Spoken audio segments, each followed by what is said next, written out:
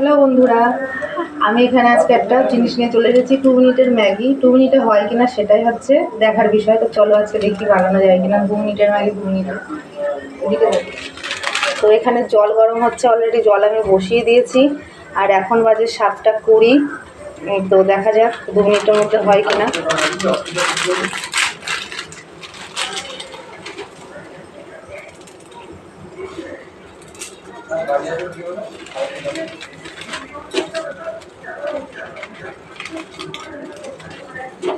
এখন কটা বাজে?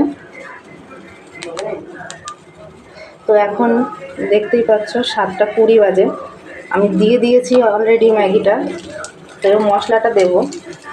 আমার কাছে মনে হয় গ্রেভি কতটা হলো না হলো কোনো ম্যাটার না।